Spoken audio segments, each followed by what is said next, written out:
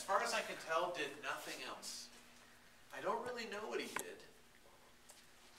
but I'm pretty sure he did nothing else but play World of Warcraft and Neopets and Gaia Online for 3 years. But then an amazing event happened. By the way, my name is James Bach. Hi, I'm Deb Kaufman. Hi, Deb. What's your name? I'm Tessa. Tessa. Okay. An amazing thing happened. I think the first event was that I dragged my son. I asked him, please, would you judge a contest between my brother and me? We're both going to make a speech, and you have to judge which is the better speech. So my brother and I did this contest where we spent 8 hours and we read as many books as we could that we hadn't read before in 8 hours, and then we made a speech that tried to tie in all the books that we'd read that day. And we were going to film it. And we did. We filmed it, and this is online. It's on my website. It's on his site. It's definitely worth watching. It's called Swashbooking. It's a 17-minute video. And it's basically this game we invented called Swashbooking, where you try to read a book in 6 minutes. And then you try to talk about the book. And you get 6 minutes, a book you've never seen before, and you have to, the clock goes off after 6 minutes, and we tried different ways of doing it. One way was we took 10 books, and we took 1 hour, and we just rotated between us. So we each read the same 10 books in 1 hour, and then we did a book report of each one to each other. And said, like, well, did you see the part where it said this? And, well, I didn't see that, but I saw this. And what we discovered is it's amazing what you can learn from most books in only 6 minutes without reading the whole thing. But just like quickly reading 2 pages of it. So we read John Locke's On Civil Government, for instance, in 6 minutes. Well, in 6 minutes you can't read it, but what you can do is read 2 pages of it. So I read the part where he talks about tabula rasa, the blank slate, that every child is born with a blank slate. And I found out something that day. That is that John Locke knows nothing about child psychology. He seemed to think that humans really don't know anything when they're born. And we know that that is absolutely not true. There's all kinds of ingrown patterns that you're born with. Okay, but he didn't know that. So he made this lame argument about tabula rasa. So in 6 minutes, I found that out. I found out that Rousseau is a really engaging author. In his book, I can't remember the name of the book that we used with him, but I was enjoying reading it. So I thought, oh, in 6 minutes I found out that I might want to read more of this book. In 6 minutes I found out from this big thick book called The Sociology of Everyday Things.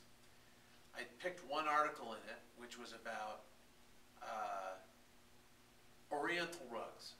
I found out there's no definition of an Oriental rug. That it's not clear what an Oriental rug even is. Well, that's really fascinating. The experts disagree on what an Oriental rug is. Is it a rug that looks like an Oriental rug, or is it a rug that was actually made in Pakistan or in India? And there's a certain kind of Oriental rug named after a particular village that used to make that rug, but now that style is made by other villages. So if it's made in another village, but it's the same style, is it really that kind of rug, or is it not? There's no definition. Well, that's just fascinating. Then you start looking around at all the other things in your life, and you go, do we really know what an office chair is? What is a cardboard box? Like, suddenly I don't know what anything is. So that took me 6 minutes to learn that. So we decided to go crazy. So we got 115 books, and we gave ourselves 8 hours, and we said the goal is to read all these books in 8 hours, and then have a speech that we do, an oratory, and then my son will be the judge. So we did that. How old was he? He was 14 at the time. And so here's the amazing thing that happened. So we did this, and I did my speech, and he did his speech. And then what my son did is something I had no idea he was able to do, that I know for sure no one ever taught him to do, but it turned out he was rather good at. He, instead of just saying, you win, and you lost, which is exactly what I thought would happen, he said, he started asking us questions about our speeches.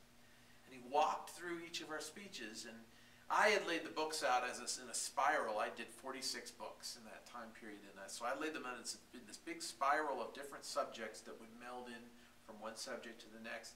And he noticed that one of my transitions was kind of weak. It was kind of a tortured transition. And he pointed at that and said, help me understand what how this transition works. I see you're trying to go from here to here, but I don't quite understand how that works. Can you tell me more about that? And I was just shocked because the questions he was asking were really sophisticated questions. He was talking to us like a philosopher. I didn't know he could do that, and I knew for sure no one ever taught him to do that, so how did he know how to do it? Well, his explanation is he learned it on Neopets. he learned it by arguing with people online.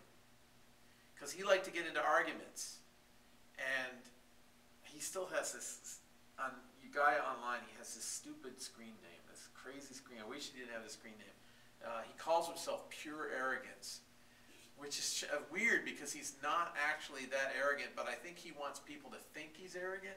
So he has this pure arrogance, and he walks around and he just gets into fights with people verbally. He argues about religion and politics and all this stuff.